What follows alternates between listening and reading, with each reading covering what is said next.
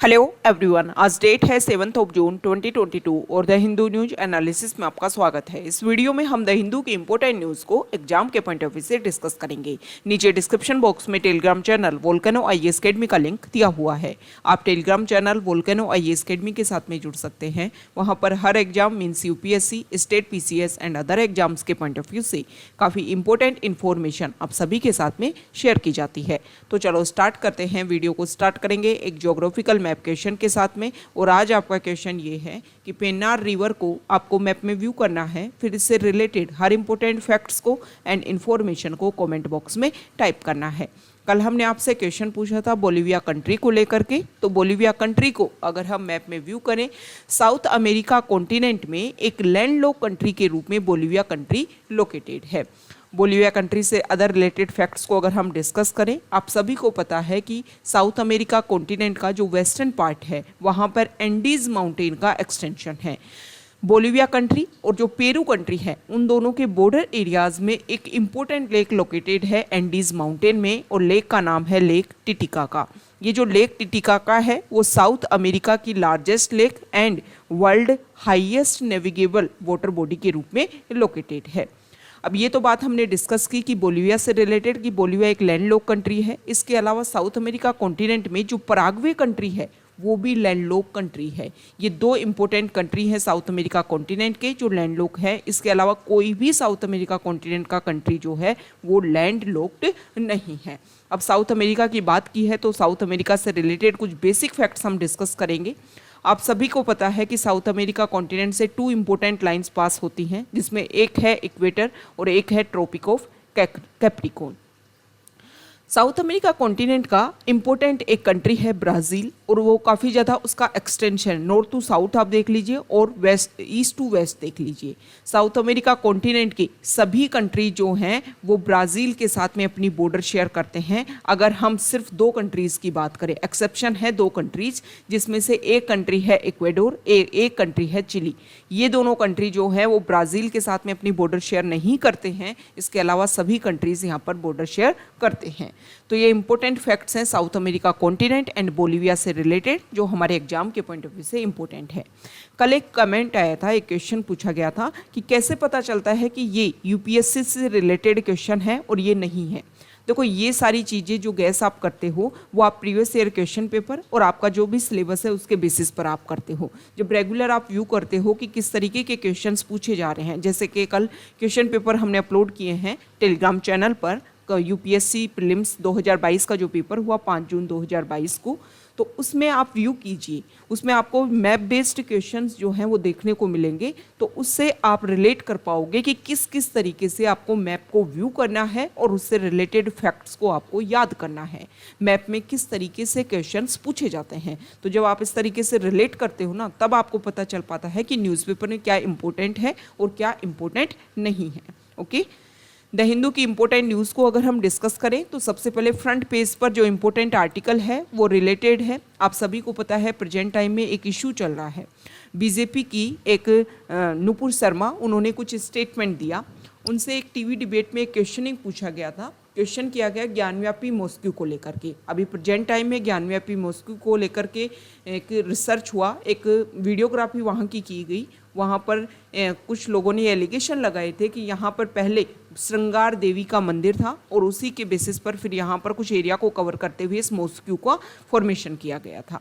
अब उसकी वीडियोग्राफी हुई, तो वीडियोग्राफी इसी से रिलेटेड कहीं क्वेश्चनिंग की गई थी। क्वेश्चनिंग में नुपुर शर्मा ने एक स्टेटमेंट दिया और उन्होंने कुछ ऐसे पैगंबर मोहम्मद को लेकर के कुछ एक्सट्रीम स्टेटमेंट दिया होगा, जिसको लेकर के हमारे इंडिया में जो कानपुर है यूपी में, वहाँ पर कुछ इशू, कुछ कन्फ्लिक्ट क्रिएट हुई रीजनल बेसिस पर और रिलीजन बेसिस पर कुछ कन्फ्लिक्ट क्रिएट हुई। उसके बाद में OIC, organisation of Islamic corporation के जो मेंबर कंट्रीज़ हैं, उन्होंने भी उनका जो स्टेटमेंट है उसको लेकर के अपनी बात रखी कि इस तरीके के रिलीजन बेसिस पर जो एक्सट्रीम स्टेटमेंट्स हैं, इंडिया के लेवल पर अगर हम देखें तो इंडिया में तो वैसे ही इतनी डाइवर्सिटी है।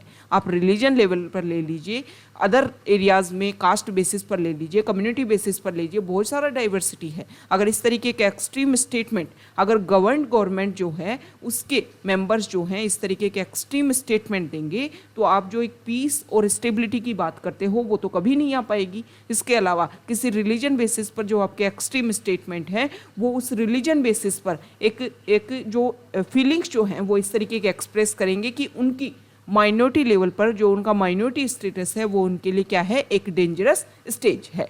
ओके, तो इस तरीके की बात रखी गई। तो यहाँ पर OIC के जो अदर मेंबर्स हैं उन्होंने भी अपना जो भी आउटरीच है उसको एक्सप्रेस किया है। इंडिया का जो स्टेटमेंट रहा जिसको लेकर के उन्होंने बात बोली है। और भी जो कंट्रीज़ हैं जिसमें इंडिया के गल्फ पार्टनर्स हैं जैसे कि UAE, सिक्योरिटी पार्टनर्स में बात करें ओमान, जॉर्डन, पाकिस्तान, मालदीव, इन्होंने भी जो रिमार्क्स हैं उनके खिलाफ में स्ट्रांगली अपनी बात रखी है।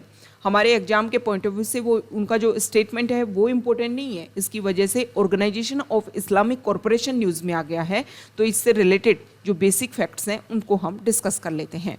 ऑर्गेनाइजेशन ऑफ इस्लामिक कॉरपोरेशन की अगर हम बात करें तो पूरे वर्ल्ड लेवल पर मुस्लिम वर्ल्ड की कलेक्टिव वॉइस के रूप में ये ऑर्गेनाइजेशन जो है वो अपने आप को रिप्रेजेंट करता है। 1969 में ऑर्गेनाइजेशन को फाउंडेशन रखा गया था इसका इंटरनेशनल ऑर्गेनाइजेशन के रूप में। प्रेजेंट टाइम में 57 मेंबर स्टेट इसमें हैं और यूनाइटेड नेशन के बाद में अगर हम देखें तो second largest inter governmental organisation है। ओके, OIC का जो परमानेंट सेक्रेटरीट है वो जेदा सऊदी अरेबिया में है और प्रेजेंट टाइम में जो OIC जो है वो United nation and European union में परमानेंट डेलीगेशन के रूप में है। तो ये इंपॉर्टेंट फैक्ट्स हैं ऑर्गेनाइजेशन ऑफ इस्लामिक कॉरपोरेशन को लेकर के जो आपको पता होना चाहिए। नेक्स्ट इंपॉर्टेंट आर्टिकल है, यहाँ पर देखो इस आर्टिकल में बताया गया है कि सिख लीडर जो हैं उन्होंने कुछ एक्सट्रीम स्टेटमेंट दिए।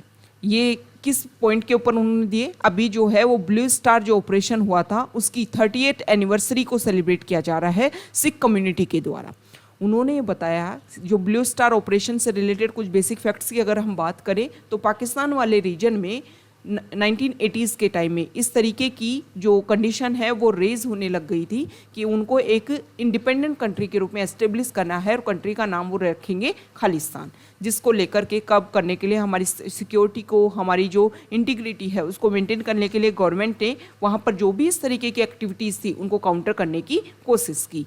तो वो जो ऑपरेशन हुआ था, जो वहाँ पर इस तरीके की जो एक्टिविटीज़ थी उनको काउंटर करने के लिए जो ऑपरेशन कंडक्ट करवाया गया था, उसी को सिख कम्युनिटी के जो लोग हैं उस एनिवर्सरी को सेलिब्रेट कर रहे हैं कि जो भी लोग, जिन लोगों की हमारे यहाँ पर डेथ हुई थी, वो एक तरीके से खालिस्तान को एस्टेब्लिश करने में उन्होंने अपना रोल प्ले किया था। तो यहाँ पर जो लीडर हैं जिन्होंने इस कम्युनिटी को यहाँ पर एक लीडरशिप दी और अपनी बात रखी, तो उन्होंने बोला है कि देखो जो भी हमारा यूथ है उसको हमें ट्रेनिंग देने की ज़रूरत है, इस तरीके से इसको डेवलप करना ज़रूरी है। ये बात उन्होंने खैर सही बोली कि वहाँ पर अगर आप देखोगे तो वहाँ पर जो पंजाब वाला जो रीजन है वहाँ पर काफ़ी ज़्यादा इशू रहते हैं। स्पेसिफिक अगर हम देखें तो ड्रग्स को लेकर के, तो उन्होंने बोला है कि प्रेजेंट टाइम में जो हमारा यूथ है उसको हमें इस तरीके से तैयार करना है कि ट्रेडिशनल मार्शल आर्ट एंड इसके अलावा और भी अधिक अदर एक्टिविटीज़ में जो हमारा इंक्लूज़न होना चाहिए हमारे यूथ का, वहाँ पर करना है ताकि ड्रग्स जैसी जो इश्यूज हैं, सोशल इश्यूज, उन सभी को एलिमिनेट यहाँ पर किया जा सके। हालांकि उनका एक एक्सट्रीम स्टेटमेंट है कि मॉडर्न वेपन्स ट्रेनिंग सेंटर्स हमें डेवलप करने होंगे। ये चीज़ें जो हैं, इस तरीके के स्टेटमेंट जो हैं वो हमारे इंडिया की इंटीग्रिटी एंड सॉवरेनिटी के लिए हार्मफुल हैं। ओके, नेक्स्ट इंपॉर्टेंट आर्टिकल है, हमारे प्राइम मिनिस्टर ने एक इम्पोर्टेंट बात रखी और उन्होंने एक बात बोली है कि देखो जो भी पर्सन लोन लेना चाहते हैं उनका एक प्रोसीजर हम काफ़ी ईजियर बनाने की कोशिश कर रहे हैं। उन्होंने बोला है कि न्यू जन समर्थ पोर्टल जो है उसके थ्रू लोन लेना जो है वो काफ़ी ज़्यादा ईजी हो जाएगा। अब ये न्यू जन समर्थ पोर्टल क्या है? A repository of a dozen credit linked government scheme. इसमें ये जो पोर्टल है इसमें बहुत सारी गवर्नमेंट स्कीम का इंक्लूज़न किया जाएगा। तो जैसे कि फार्मर्स, जैसे कि स्टूडेंट्स, उनको लगता है कि हमें लोन लेना है तो यहाँ पर जा कर के एक ही पोर्टल पर बहुत सारी स्कीम का इंक्लूज़न मिल जाएगा। तो स्कीम के थ्रू व्यू कर सकते हैं कि कौन कौन सी स्कीम जो है उनके अकॉर्डिंग है और फिर उसी स्कीम का बेनिफिट लेते हुए वो ये सारा जो प्रोसीजर है उसको अप्लाई कर सकते हैं। यहाँ पर प्राइम मिनिस्टर ने अपनी बात बोली कि हमारे इंडिया में ये जो न्यू पोर्टल है वो फार्मर्स, स्टूडेंट्स, एंटरप्रेन्योर्स जो हैं उन सभी की लाइफ को काफ़ी इजी करेगा वो सभी क्या कर सकते हैं, जो भी स्कीम जो उनके लिए बेहतरीन तरीके से काम कर रही है, उनके लिए जो अलग अलग अदर जो साइट्स हैं, वेबसाइट जिन पे वो विजिट करते थे, उनके अलावा अभी प्रेजेंट टाइम में इस प्लेटफॉर्म पर एक साथ में उनको सारी स्कीम अवेलेबल हो जाएंगी और यहाँ पर जो भी बेसिक इन्फॉर्मेशन है वो एक ही जगह उनको मिल जाएगा। ओके, अब यहाँ पर किस तरीके से जो बैंक है वो उनको लोन दे सकते हैं, इस सभी के लिए फाइनेंस और corporate affairs ministers Nirmala Sitharaman ने हमें बात रखी कि 12 क्रेडिट स्कीम जो है that granted credit from banks were on the portal. Okay, ये जो स्कीम है जो जिनको ग्रांटेड मिली हुई है बैंक से, वो सभी इस पोर्टल पे रजिस्टर होगी। ओके, इसके अलावा हमारे प्राइम मिनिस्टर ने ये भी बोला कि प्रेजेंट टाइम में हम क्या सेलिब्रेट करते हैं, आज़ादी का अमृत महोत्सव सेलिब्रेट कर रहे हैं, तो कुछ कॉइन्स उन्होंने रिलीज़ करने की बात की है और लोगों को हमेशा से अमृतकाल का जो हमारा टारगेट है वो रेगुलर उनको रिमाइंड रहे, कंट्री के डेवलपमेंट में उनका कंट्रीब्यूशन देखने को मिले, ये रेगुलर लोगों के माइंड में एक जो अवेयरनेस है वो रेज करनी है। तो हमारे लिए तो देखो ये पोर्टल जो है वो इम्पोर्टेंट है, ये अदर जो है जो भी इम्पोर्टेंट बातें हैं वो पॉलिटिक्स से भी इंस्पायर्ड होती हैं, स्पेसिफिक जो गवर्नमेंट जो टर्म्स टर्मिनोलॉजी होती है वो हमारे एग्जाम के पॉइंट ऑफ व्यू से इम्पोर्टेंट होती है। नेक्स्ट इम्पोर्टेंट आर्टिकल है पेज नंबर 6 एडिटोरियल पेज पर, और यहाँ पर देखो इस आर्टिकल में बताया गया है कि बे ऑफ बंगाल से रिलेटेड जो ऑर्गेनाइजेशन है बिम्स्टेक, उसको 25 ईयर्स कंप्लीट हो गए कल 6 जून को। तो राइटर ने यहाँ पर ये बताया है कि जब एस्टेब्लिश हुआ था बे ऑफ बंगाल, ये जो बिम्स्टेक ऑर्गेनाइजेशन है, उस शुरुआती समय में अगर हम बात करें तो 6 जून 1997 को 5 कंट्रीज़ ने मिलकर के, Bangladesh, India, Sri Lanka and Thailand, okay, 4 countries ने मिलकर के इसको बिम्स्टेक के नाम से इसको एस्टेब्लिश किया था।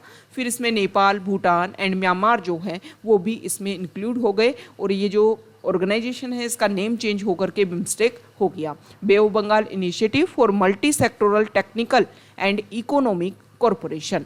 अभी प्रेजेंट टाइम में अगर हम बात करें तो स्टार्टिंग में कुछ बेसिक बातें बताई हैं इस आर्टिकल में कि यहाँ पर ये जो बिम्स्टेक ऑर्गेनाइजेशन है इसमें 5 कंट्रीज जो हैं वो आती हैं साउथ एशिया से और 2 कंट्रीज आती हैं साउथ ईस्ट एशिया से।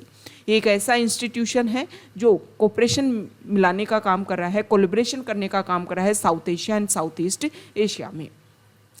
राइटर ने ये बोला है कि देखो जब इसको एस्टेब्लिश किया गया था उस टाइम जो है वो ग्लोबली लेवल पर अगर हम कंडीशन देखें तो काफ़ी अलग थी। काफ़ी अलग क्या थी, उस टाइम अमेरिका का डोमिनेंस था, यूनिपोलर जो है अगर आप देख सकते हो पॉलिटिक्स उस टाइम इन्फ्लुएंस थी। लेकिन प्रेजेंट टाइम में बहुत सारी चीज़ें चेंज हो गई हैं, चाइना अपने आप को इमर्स कर रहा है और अभी प्रेजेंट टाइम में देखें तो बे ऑफ बंगाल इंडो पैसिफिक वाला जो रीजन है वहाँ पर चाइना और यूएस जो है उनमें काफ़ी ज़्यादा कन्फ्लिक्ट है। राइटर ने अलग अलग ऑर्गेनाइजेशन से कंपेरिजन भी किया है कि शार्क की अगर हम देखें तो काफ़ी लंबे टाइम से कोई मैक्सिमम मीटिंग्स जो हैं वो इंक्लूड नहीं हो पाई हैं, लेकिन जो बिम्स्टेक है वो रेगुलर अगर स्पेसिफिक अगर हम फोकस करें तो 2014 के बाद में बिम्स्टेक ऑर्गेनाइजेशन के रिवाइवल और इसके रेस्टोरेशन के रूप में ज़्यादा फोकस किया गया है। राइटर ने बोला है कि प्रेजेंट टाइम में यूएस के प्रेसिडेंट ने एक नया ऑर्गेनाइजेशन एस्टेब्लिश करने की बात की है, कहाँ पर, इंडो पैसिफिक वाले रीजन में, IPF जो है। तो इससे हमारे जो बिम्स्टेक ऑर्गेनाइजेशन है उससे उनका जो कोलैबोरेशन है, कोऑपरेशन है वो बेहतरीन लेवल पर होना चाहिए ताकि बे ऑफ बंगाल जो इनिशिएटिव है इसका, इस ऑर्गेनाइजेशन का हम यूज़ कर सकें ग्लोबली लेवल पर जो अदर कंट्रीज़ हैं उनका भी इसमें इंक्लूजन करने के लिए। ओके, क्योंकि IPF जो नया ऑर्गेनाइजेशन जो कोलैबोरेशन एस्टेब्लिश किया गया है जिसमें अगर हम बात करें तो फिजी जो पैसिफिक आइलैंड कंट्री है उसका भी इसमें इंक्लूजन देखने को मिल रहा है, ऑस्ट्रेलिया है, न्यूजीलैंड है, इसके अलावा आसियान कंट्रीज़ जो मेंबर्स हैं वो भी इसमें पार्टिसिपेशन है। ये जो बिम्स्टेक ऑर्गेनाइजेशन है इसमें पहले ही आसियान के 2 कंट्रीज़ मेंबर हैं। तो इस तरीके से ना सिर्फ हम IPF जो ऑर्गेनाइजेशन है जो कोलैबोरेशन है उसके साथ में रिलेशन बेहतरीन कर पाएंगे उन कंट्रीज़ के साथ में, इसके अलावा जो आसियान ग्रुप है उसके साथ में भी हमारे रिलेशन काफ़ी बेहतरीन रहेंगे। तो ये पॉइंट है कि bay of Bengal initiative for multi sectoral technical जो प्लेटफॉर्म है इसका हम एक बड़े लेवल पर इस ऑर्गेनाइजेशन का, इस कोलैबोरेशन का यूज़ कर सके। ये प्रेजेंट टाइम में जो नई जो डाइवर्स वे सामने आ रहे हैं उन सभी का इस ऑर्गेनाइजेशन को यूज़ करना चाहिए और जो अदर ऑर्गेनाइजेशन अदर कंट्रीज़ के साथ में जो अपने रिलेशन है उसके लिए बेहतरीन इसका यूज़ होना चाहिए। तो प्रेजेंट टाइम में अपॉर्चुनिटी टाइम है जिसको बिम्स्टेक को अपने आप को वेल एस्टेब्लिश करने की ज़रूरत है। ओके, नेक्स्ट इंपॉर्टेंट आर्टिकल है पेज नंबर 7 पर, अभी आप प्रेजेंट टाइम में आपने भी देखा होगा कि द हिंदू में इम्पोर्टेंट आर्टिकल सुप्रीम कोर्ट ने एक इम्पोर्टेंट स्टेटमेंट दिया और इसमें ये बोला गया कि जो सेक्स वर्कर्स हैं उनके राइट्स को प्रिजर्व एंड प्रोटेक्ट किया जाए। यहाँ पर जुडिशरी ने एक इम्पोर्टेंट बात रखी, एक केस की सुनवाई चल रही थी और उसमें उन्होंने ये डिस्कस किया कि आर्टिकल 21 जो है वो सभी के लिए अवेलेबल है। तो आर्टिकल 21 के बेसिस पर जो राइट टू लाइफ है उसमें एक डिग्निफाइड लाइफ जो है वो भी इसका एक इंटीग्रल पार्ट है। तो जो सेक्स वर्कर राइट है जो अपनी कंसेंट के बेसिस पर या फिर उनकी एडल्ट एज में है, उनको अगर इसमें देखा जाए, देखो माइनॉरिटी लेवल पर अगर इंक्लूड किया जा रहा है मतलब फोर्सफुली उनके ऊपर इम्प्लीमेंट किया जा रहा है वो बात अलग है, लेकिन उनकी कंसेंट के बेसिस पर अगर ये वर्क किया जा रहा है तो उनके जो राइट्स हैं उनको सिक्योर करना गवर्नमेंट की रिस्पॉन्सिबिलिटी है। अब यहाँ पर राइटर ने बोला है कि देखो आर्टिकल 21 देने की हमने बात की है, लेकिन प्रेजेंट टाइम में अगर हम देखें तो हमारे इंडिया में जो सेक्स वर्क है उसको लेकर के बहुत सारे लॉज हैं, बहुत सारे रूल्स एंड रेगुलेशंस हैं जो इम्प्लीमेंट होते हैं, उनमें बहुत सारी एम्बिग्यूटीज़ है, बहुत सारी इनकन्सिस्टेंसीज हैं। तो उन सभी को भी हमें रिमूव करना चाहिए, तभी जा कर के जो हमने आर्टिकल 21 जो हमने एंश्योर करने की बात की है वो तभी हम एंश्योर कर पाएंगे और तभी उन पर रियली में एप्लीकेबल हो पाएगा। नेक्स्ट इंपॉर्टेंट आर्टिकल है डिजिटल कोलैबोरेशन को लेकर के। राइटर ने बोला है कि कोविड के टाइम में अगर हम देखें तो हमारे इंडिया में ऑनलाइन एजुकेशन जो है वो काफ़ी ज़्यादा इंक्रीज़ हुआ है और काफ़ी ज़्यादा अगर हम प्रेजेंट टाइम में पॉपुलेशन के बेसिस पर देखें तो भी ऑनलाइन एजुकेशन को बहुत ज़्यादा इंक्रीज किया जा सकता है। लेकिन यूजीसी के जो रेगुलेशंस हैं फॉरेन इंस्टीट्यूशन के साथ में जो टाई अप करने के, उनमें बहुत सारे जो लूपहोल्स हैं वो देखने को मिलते हैं।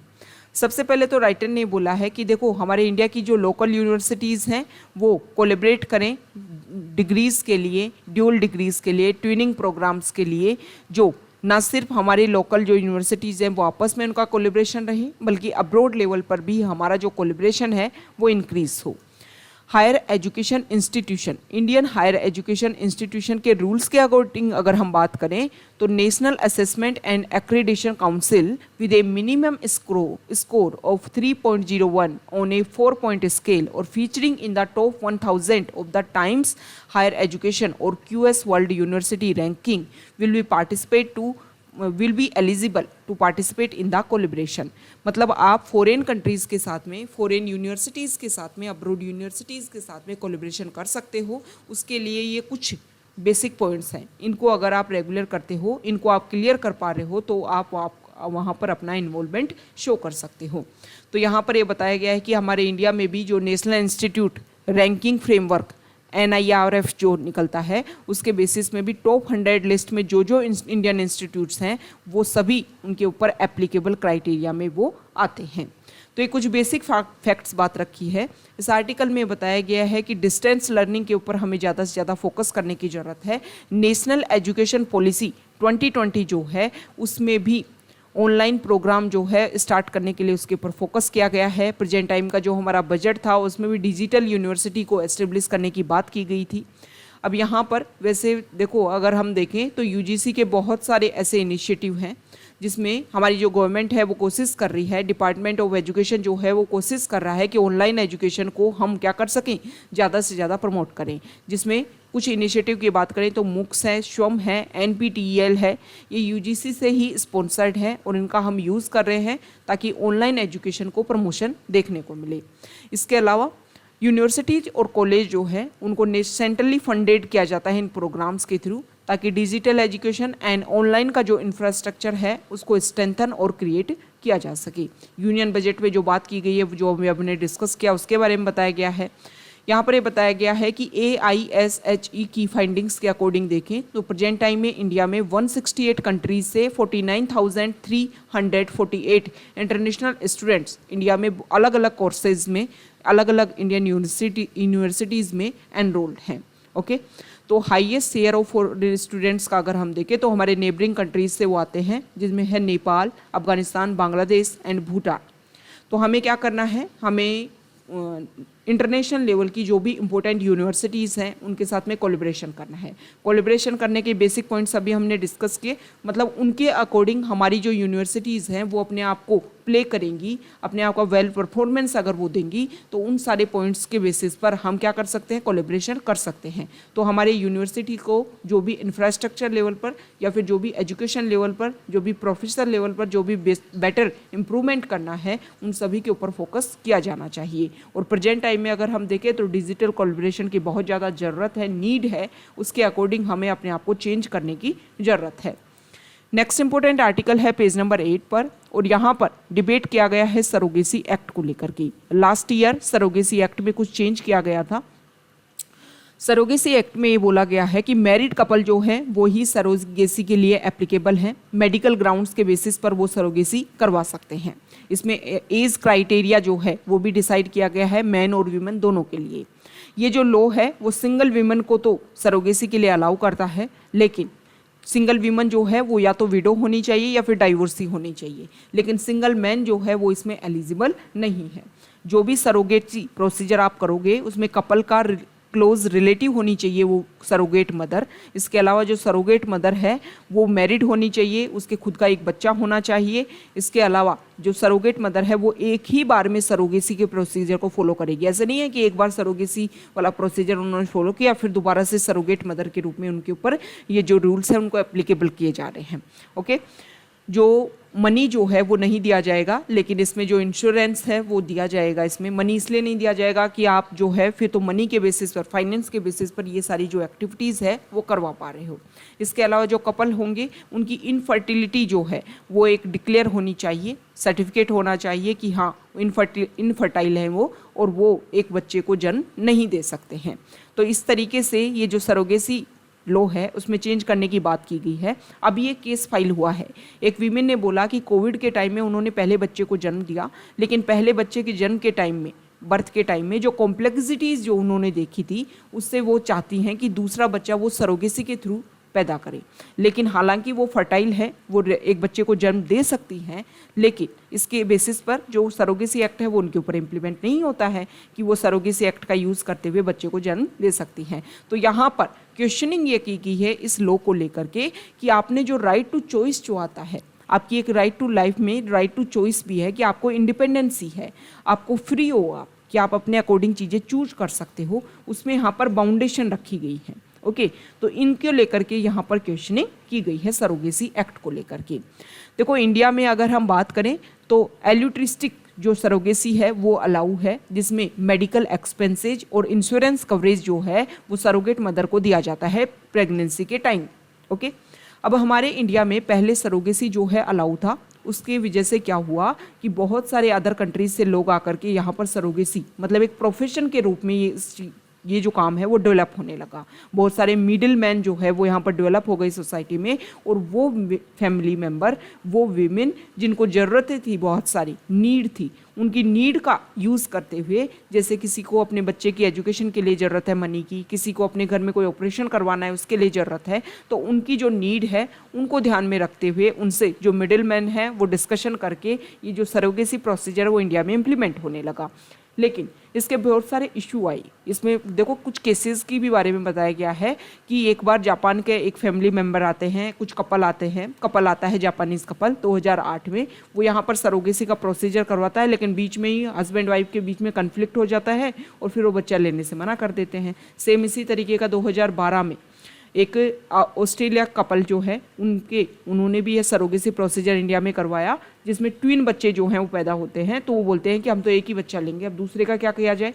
तो इस तरीके की क्वेश्चनिंग, इस तरीके के जो इशू हैं वो इंडिया में रेज होने लगे, तभी जा कर के ये जो सरोगेसी एक्ट है इसको इतना ज़्यादा हार्ड इम्प्लीमेंट किया गया है। नेक्स्ट यहाँ पर जो आर्टिकल है, अभी आईटी जो एक्ट है 2021 के, उनको लेकर के कुछ ड्राफ्ट रेगुलेशन गवर्नमेंट ने लॉन्च किए हैं। गवर्नमेंट ने ये बोला है कि जो भी सोशल मीडिया प्लेटफॉर्म है वो अपनी तरफ से सॉल्व करने की कोशिश करेंगे। उस एक्ट में बताया गया था कि आप अपनी तरफ से जो ग्रीवेंस ऑफिसर है वो अपॉइंट करेंगे।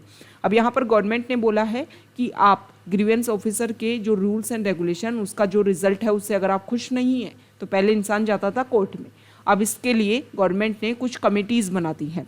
कि इन कमेटी में आप अप्लाई कर सकते हो। अगर आप ग्रीवेंस ऑफिसर का जो रिजल्ट है उससे खुश नहीं हो तो आप यहाँ पर जाकर के अप्लाई कीजिए, आपका जो रिजल्ट है वो जल्दी से जल्दी आएगा। हालांकि इन कमिटीज़ के बेसिस पर लोगों का जो राइट है कोर्ट जाने का उसको आप वायलेट नहीं कर रहे हो, कोर्ट लोग जा सकते हैं, लेकिन अगर पहले इन कमिटीज़ में डिस्कशन किया जाए तो फास्ट तरीके से उन प्रॉब्लम को सॉल्व किया जा सकता है। ओके, तो यहाँ पर बहुत सारे ऐसे एलिगेशन लगे हैं कि गवर्नमेंट जो है वो फ्रीडम टू स्पीच जो है उसको रेगुलेट करने के लिए ये सारी एक्टिविटीज़ कंप्लीट कर रही है। ओके, नेक्स्ट इंपॉर्टेंट आर्टिकल है पेज नंबर 12 पर। देखो, एक हाई कोर्ट है, बॉम्बे हाई कोर्ट, उन्होंने एक स्टूडेंट है उसके ऊपर कुछ एलिगेशन लगे थे, तो उसके बाद में उसको बेल देने से मना कर दिया है। स्टूडेंट ने कुछ ट्वीट किए, ट्वीट करने से कुछ जो है कुछ ऐसी तरीके की आप पर्सनल किसी के ऊपर अटैक कर रहे हो, इस तरीके के जो ऑब्जेक्शनेबल जो उसके ट्वीट थे, जिसके बेसिस पर national Congress party chief Sharad Pawar के ऊपर उन्होंने इस तरीके के ऑब्जेक्शनेबल कंटेंट और ट्वीट इस तरीके की किए, तो उनके खिलाफ में महाराष्ट्र में अलग अलग एरिया में FIR रजिस्टर हुई। तो इसको लेकर के उनको अरेस्ट किया गया। जब अरेस्ट किया गया तो उन्होंने अब बेल के लिए अप्लाई किया है। तो यहाँ पर हाईकोर्ट ने बोला है कि भाई फंडामेंटल राइट की बात करके आप कुछ भी चीज़ें नहीं लिख सकते हो। आप ऐसा नहीं बोल सकते हो हमें तो फंडामेंटल राइट है, हम तो कुछ भी चीज़ हम एक्सप्रेस करेंगे, फ्रीडम है। लेकिन फ्रीडम में भी आर्टिकल 19 को अगर आप स्टडी करोगे अपने कॉन्स्टिट्यूशन में जा कर के, तो वहाँ पर आर्टिकल 19 के जो 6 पार्ट हैं उन सभी को लेकर के वहाँ पर अगर आप व्यू करोगे तो कुछ ना कुछ रिस्ट्रिक्शंस हैं। स्टार्टिंग के जो 2 हैं उनमें तो 8 नंबर्स रिस्ट्रिक्शंस हैं। ओके, फिर जो अदर है उसमें भी, जैसे कि सिक्योरिटी को लेकर के, किसी को लेकर के जो पर्सनल किसी की लिबर्टी है उसको लेकर के आप कुछ भी एक्सप्रेस नहीं कर सकते। कंट्री को लेकर के, पब्लिक ऑर्डर को अगर आपको मेंटेन करना है तो आपके जो रेगुलेशंस हैं, ऐसे नहीं है कि आप कुछ भी आपने बोल दिया, इतनी फ्रीडम नहीं है, मतलब एब्सोल्यूट राइट नहीं है article 19। Okay, next important article है, सुप्रीम कोर्ट ने एक बात बोली है। देखो, एक प्रोजेक्ट चला था, उसमें सेंट्रल गवर्नमेंट ने क्या किया था, Yamuna expressway industrial development authority, इन्होंने वहाँ का जो एरिया था, ओके, फार्मर्स का जो एरिया था, उनकी जो लैंड थी उनको कैप्चर किया था इस प्रोजेक्ट के लिए। तो यहाँ पर फार्मर्स ने बोला है कि कुछ लोगों को तो इसमें जो पेमेंट है वो ज़्यादा मिला है और कुछ लोगों को कम मिला है। तो यहाँ पर सुप्रीम कोर्ट ने बात बोली है कि गवर्नमेंट के पास में पावर है कि वो पब्लिक इंटरेस्ट के लिए अपनी पॉलिसीज़ को चेंज कर सकती है। मतलब यहाँ पर बात की गई है प्रॉपर्टी की। ओके, तो अगर हम कुछ बेसिक फैक्ट्स बात करें प्रॉपर्टी को लेकर के, आप सभी को पता है पहले राइट टू प्रॉपर्टी जो था वो एक फंडामेंटल राइट था। आपका क्वेश्चन ये है, आपको ये बताना है कि राइट टू प्रॉपर्टी को फंडामेंटल राइट से हटा करके हमने बना दिया कॉन्स्टिट्यूशनल राइट। ये कौन से कॉन्स्टिट्यूशनल अमेंडमेंट एक्ट के थ्रू हमने काम किया, ये आपको कमेंट बॉक्स में बताना है। तो फंडामेंटल राइट था पहले राइट टू प्रॉपर्टी, फिर उसको बना दिया हमने कॉन्स्टिट्यूशनल राइट। अब आता है 300A में, क्या, राइट टू प्रॉपर्टी। पहले क्या था, पहले फंडामेंटल राइट था, मतलब आपके पास में कुछ अच्छी चीज़ें थी, आप डायरेक्टली अगर आपकी प्रॉपर्टी को कोई स्नैच कर रहा है तो आप डायरेक्टली कहाँ जा सकते हो, आप डायरेक्टली जाते हो सुप्रीम कोर्ट में जा सकते हो, क्योंकि आर्टिकल 32 जो है वो इंश्योर करता है कि आप फंडामेंटल राइट्स को सिक्योर प्रोटेक्ट करने के लिए डायरेक्टली सुप्रीम कोर्ट में आ सकते हो। 5 तरीके की रिट दे रखी हैं आर्टिकल 32 के अंडर आपको। ओके, आप हाई कोर्ट में भी जा सकते थे आर्टिकल 226 के बेसिस पर, लेकिन अगर फंडामेंटल राइट है तो डायरेक्टली आप सुप्रीम कोर्ट में जा सकते हो। अब राइट टू प्रॉपर्टी जो है वो कॉन्स्टिट्यूशनल राइट बन गया है, तो इसमें आप डायरेक्टली सुप्रीम कोर्ट नहीं जा सकते हो। पहले फंडामेंटल राइट था, अगर गवर्नमेंट आपकी प्रॉपर्टी को लेती है तो उसके बेसिस में आपको क्या देगी, कंपनसेशन जरूर देगी। लेकिन अगर आप अब प्रेजेंट टाइम में अगर आपकी प्रॉपर्टी को लिया जाता है गवर्नमेंट के द्वारा, तो गवर्नमेंट को बिल्कुल ऐसा नहीं है उनके ऊपर कि वो आपको कंपनसेशन दे ही दे। लेकिन 2 पॉइंट में आपको कंपनसेशन आज भी देना होगा। अगर आपका एरिया जो है वो माइनॉरिटी एजुकेशनल इंस्टीट्यूशन वाला एरिया है, आपने वहाँ पर माइनॉरिटी एजुकेशन इंस्टीट्यूट बना रखा है और उसको गवर्नमेंट स्नेच कर रही है। दूसरी जो है वो आपकी जो लैंड है वो कल्टीवेबल है, एग्रीकल्चर लैंड है, अगर उसको स्नेच किया जा रहा है तो आपको कंपनसेशन जरूर दिया जाएगा। सबसे इंपॉर्टेंट बात, प्रेजेंट टाइम में अगर हम देखें तो आपके राइट को, आपकी जो प्रॉपर्टी है उसको गवर्नमेंट ऐसे नहीं है कि अचानक से एक नोटिफिकेशन जारी किया कि यहाँ पर ये दिल्ली के आसपास वाला जो रीजन है इसकी 100 बीघा जो लैंड है उसको हम एक्वायर करेंगे, ऐसा नहीं है। पहले गवर्नमेंट को एग्जीक्यूटिव एक्शंस के थ्रू नहीं ले सकती है गवर्नमेंट आपकी प्रॉपर्टी को, गवर्नमेंट आपकी प्रॉपर्टी को लेजिस्लेटिव एक्शन के थ्रू ले सकती है। मतलब एक लॉ लाया जाएगा और तब जाकर के आपकी प्रॉपर्टी को एक्वायर किया जाएगा। ओके, ये बेसिक चीज़ें हैं जो आपको पता होना चाहिए राइट टू प्रॉपर्टी को लेकर के। ओके, नेक्स्ट इंपॉर्टेंट आर्टिकल जो है यहाँ देखिए फॉरेन पेज पर है।